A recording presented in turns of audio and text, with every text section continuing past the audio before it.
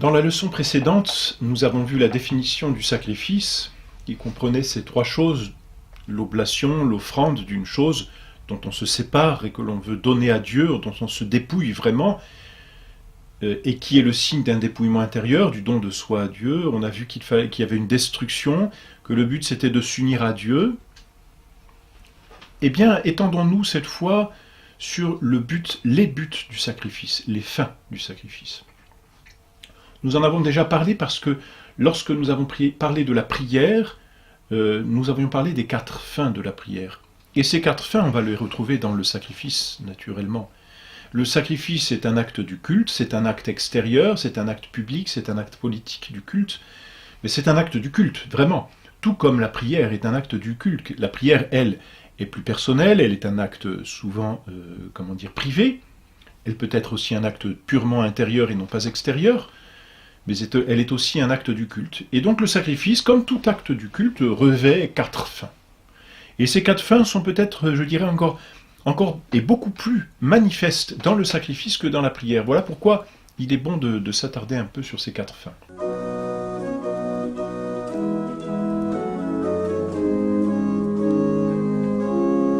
Le sacrifice, donc, c'est cet acte du culte extérieur par lequel l'homme se dépouille d'une chose, sous le symbole justement d'une oblation visible, d'une offrande matérielle, disons, qui signifie un acte intérieur de religion, eh bien il s'offre lui-même en vue de s'unir à Dieu. Bon, les 4 fins du sacrifice découlent de la nature du sacrifice. Et la première fin de tout sacrifice, et la plus importante, c'est ce que l'on appelle la fin latretique. Latretique qui vient d'un mot grec, latrein, qui signifie adorer. La fin latretique du sacrifice, c'est l'adoration. C'est la fin la plus importante, et c'est la fin qui découle premièrement même de la notion de sacrifice. Pourquoi ? Mais parce que par le sacrifice, l'homme se dépouille de quelque chose et le donne à Dieu. Il fait une offrande, il fait un cadeau, peut-on dire. Mais qu'est-ce que c'est qu'une offrande ? Eh bien, c'est un acte de dépendance. C'est-à-dire qu'en offrant une victime, en la faisant passer de sa possession et en la faisant entrer en possession de Dieu, l'homme se dépouille de quelque chose et le donne à Dieu, et ce sacrifice extérieur est le signe d'une réalité intérieure, c'est-à-dire que par ce dépouillement, par cette offrande, l'homme signifie un dépouillement intérieur et une offrande intérieure, c'est-à-dire une dépendance vis-à-vis de Dieu. La marque première d'un sacrifice, c'est la dépendance vis-à-vis de Dieu. Et c'est ça vraiment la fin d'adoration. Adorer Dieu, c'est reconnaître qu'il est notre maître, qu'il est notre créateur, que nous sommes ses serviteurs, que nous sommes ses enfants par la grâce, que nous sommes sous sa dépendance. Le sacrifice a vraiment pour but de manifester cette dépendance. Et voyez, en manifestant la dépendance, le sacrifice manifeste le lien de la créature à Dieu. Le sacrifice manifeste que l'homme veut être lié et qu'il est de fait lié à Dieu, ne serait-ce qu'en tant que créature, mais pour le catholique, en tant que fils de Dieu racheté, eh bien le sacrifice veut manifester encore plus ce lien d'enfant de Dieu. Mais voilà, le sacrifice a pour but premier de bien manifester ce lien. Or, un lien, qu'est-ce que c'est ? Eh bien, c'est la définition même du mot religion, qui signifie entre autres religare, relié à Dieu. Voilà pourquoi le sacrifice est par excellence l'acte du culte, par excellence l'acte de religion, parce qu'il est l'acte qui manifeste le mieux le lien de dépendance que l'on veut avoir vis-à-vis de Dieu. Donc la première fin du sacrifice est certainement la plus importante, et c'est celle peut-être à laquelle on doit le plus penser d'abord quand on assiste au saint sacrifice de la messe, ou quand on pense au sacrifice de la croix de notre Seigneur, ou que l'on veut offrir même indépendamment de ce sacrifice de la messe. Donc quand on veut offrir personnellement un sacrifice, la chose la plus importante, c'est de vouloir bien manifester cette adoration vis-à-vis de Dieu, c'est-à-dire ce lien de dépendance que l'on a vis-à-vis de Dieu. Voyez, par le sacrifice, donc, on se donne à Dieu. En même temps qu'on donne une victime, on signifie le don de soi.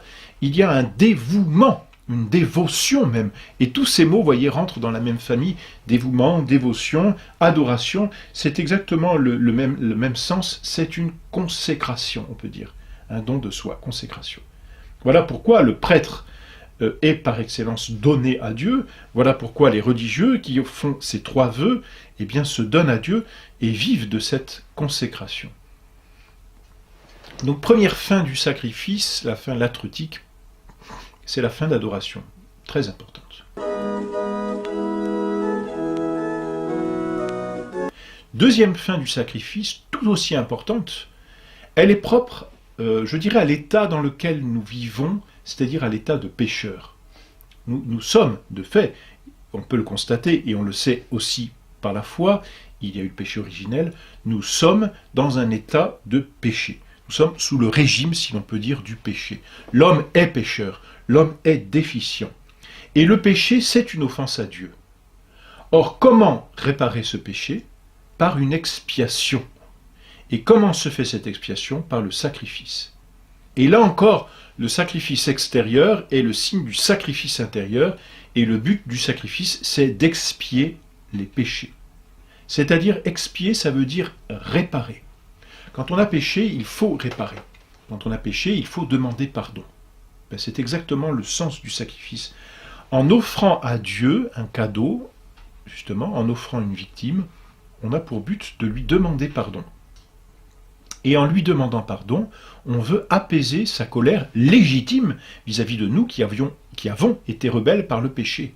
Le péché est une rébellion contre Dieu, le sacrifice vient réparer cette rébellion.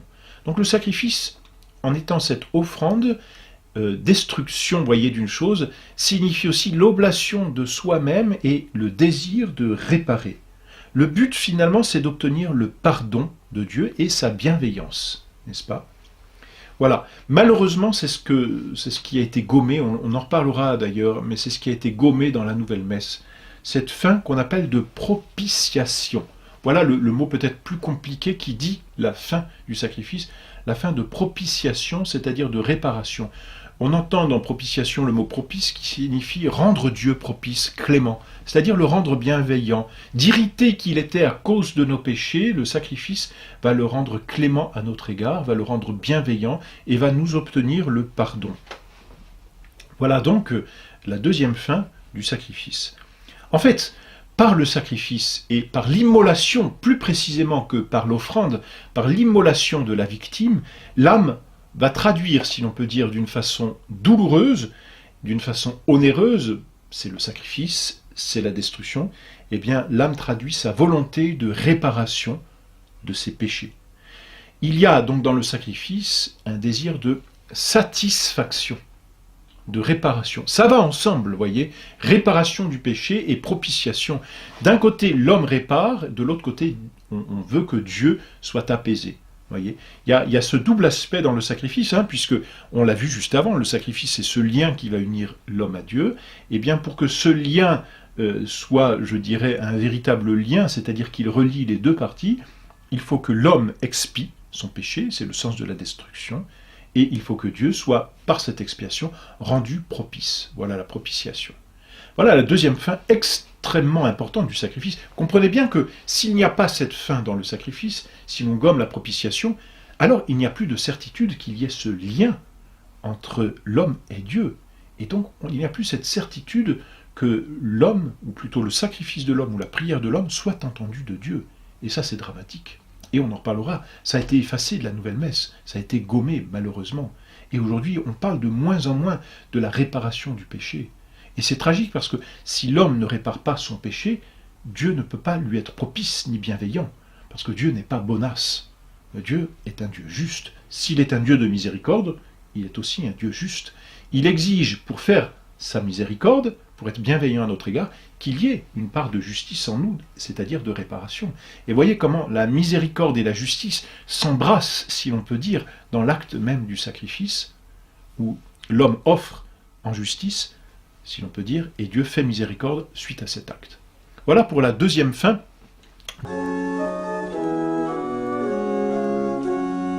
du sacrifice. Troisième fin du sacrifice, elle découle, si vous voulez, même les deux autres fins découlent de ce que l'on vient de dire, c'est que si Dieu est rendu bienveillant, alors l'homme va être lié à Dieu, relié à Dieu, c'est l'acte même de religion, et étant lié à un Dieu qui est devenu bienveillant par la réparation que l'homme a voulu faire de ses péchés dans le sacrifice. L'adoration et la propitiation ayant donc obtenu ce lien, eh bien, Dieu bienveillant va pouvoir distribuer ses grâces et l'homme peut demander des grâces à Dieu. Cette fois, il pourra être exaucé parce qu'il aura offert un acte d'adoration, c'est-à-dire de soumission et en même temps de réparation pour que cette adoration soit parfaite. Dieu satisfait, Dieu rendu propice, Dieu rendu bienveillant peut exaucer la prière de l'homme. Donc, troisième fin du sacrifice, c'est demander des grâces. Voyez, Dieu n'est pas simplement un débiteur automatique où on dit on demande à Dieu et on obtient, voyez, c'est pas un distributeur de grâce purement et simplement. Bien sûr, il faut que pour que la grâce nous soit donnée, qu'il y ait ce lien entre Dieu et l'homme. Et donc, cette troisième fin du sacrifice, demander des grâces, découle directement des deux premières fins que nous avons évoquées. Voilà, demander et obtenir des grâces. Et enfin, dernière fin du sacrifice, on appelle cela la fin eucharistique, c'est-à-dire remercier. Eucharistie, ça veut dire remercier. Mais Eucharistie pour nous a beaucoup de connotations et c'est bien, et tant mieux. La dernière fin du sacrifice, c'est remercier Dieu des grâces qu'il nous a faites. Malheureusement, on l'oublie souvent. Mais le mot Eucharistie va plus loin. Non seulement Eucharistie signifie remercier, mais dans notre langage, et nous le savons bien, Eucharistie signifie communier. Et la fin du sacrifice, on l'a bien dit, c'est un lien, n'est-ce pas, entre l'homme et Dieu. Mais ce lien est plus qu'un simple lien. C'est une union, c'est une communion. Et le but du sacrifice, n'est-ce pas, c'est la communion, c'est l'union à la victime. Effectivement, le sacrifice, n'est-ce pas, extérieur est le signe d'un sacrifice intérieur. Voilà pourquoi, eh bien, l'homme, en s'unissant à la victime, c'est-à-dire en communion à la victime, et souvent on mangeait la victime, n'est-ce pas? Et on va voir là, justement, la place importante de la communion, de la mendication qui achève le sacrifice. L'homme, d'une part, s'unit à la victime, et en s'unissant à la victime, eh bien, l'homme manifeste, par cette communion de la victime, qu'il est lui-même offert intérieurement, et que le sacrifice qu'il fait de la chose, en la mangeant, en faisant cette mendication de la chose, est en réalité le sacrifice qu'il fait de lui-même. En s'unissant ainsi à la victime, l'homme veut montrer qu'il est une victime et qu'il s'offre à Dieu. Mais, en même temps, par le sacrifice, la victime est passée dans le domaine de Dieu, et elle appartient à Dieu. Et donc, en s'unissant à la victime, eh bien, l'homme s'unit au sacrifice et manifeste son sacrifice intérieur par la communion, mais comme cette victime appartient à Dieu, d'une certaine façon, la communion va l'unir à Dieu, d'une certaine façon. Et on verra, pour le sacrifice de la messe, ça va beaucoup plus loin. Mais voilà comment la communion est comme la fin spontanée, naturelle du sacrifice. Elle manifeste l'acte intérieur de l'homme, qui s'unit à l'acte extérieur, mais en même temps, elle manifeste l'union à Dieu, puisque la victime n'appartient plus à l'homme, mais elle appartient à Dieu. Et comme Dieu est insensible, invisible, eh bien, le fait de communier à cette victime, c'est une façon de communier à Dieu invisible. Alors, la communion est une part vraiment importante du sacrifice, et elle découle vraiment du sacrifice, elle appartient au sacrifice, voyez. C'est cette fin eucharistique qui est une intimité de l'homme avec Dieu. Une intimité, une union, elle est vraiment une assimilation. L'homme s'unit au sacrifice, et par là s'unit à Dieu nécessairement. Saint Augustin dit ceci, n'est-ce pas? Le vrai sacrifice est l'œuvre par laquelle nous sommes incorporés à Dieu dans la société sainte. Et c'est très juste, voyez, nous sommes incorporés à Dieu, communion, union à Dieu, Eucharistie, à Dieu dans la société sainte.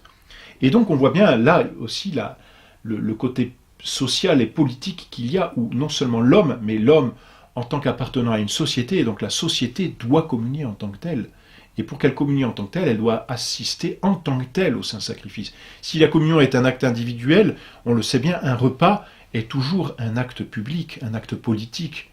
Eh bien, la Sainte Messe est, par excellence, un acte politique, un acte public. Donc voilà, cette quatrième fin est vraiment une fin très importante, la Sainte Communion. Se priver d'une communion, vous voyez, dans un sacrifice, c'est finalement se priver des grâces, et c'est même se priver quelque part du sacrifice, parce que c'est ne pas manifester par la mendication de la victime que l'on est aussi et soi-même victime. Donc cette fin eucharistique est très importante. Voici ce que dit un auteur. En résumé, le sacrifice est une donation sensible, et cela résume tout ce que l'on a dit jusqu'à présent, significative d'une donation intérieure, n'est-ce pas, en vertu d'une institution humaine ou divine, dans laquelle l'homme, en signe d'hommage à Dieu, Vous voyez, c'est l'adoration, ici. Et en même temps, l'expiation. Renonce à un bien précieux pour l'offrir au maître souverain, dans l'espoir que son oblation agréée lui rendra Dieu bienveillant, c'est la propitiation, et propice, et lui procurera l'alliance ou l'intimité religieuse qu'il recherche. Et donc on voit que le sacrifice est par excellence l'acte de religion, parce que non seulement il relie à Dieu, mais il fait plus que relier. Vous voyez, quand il y a deux choses qui sont reliées, elles sont unies par un intermédiaire. Mais là, le sacrifice va faire plus. Non seulement il relie, mais il unit à Dieu. Dans la communion. Vous voyez, la fin eucharistique est souverainement importante dans le sacrifice. Voilà donc pour les 4 fins du sacrifice en général même, puisque même dans l'Ancien Testament, ou même dans les autres civilisations, quand il y avait sacrifice, il y avait mendication de la victime.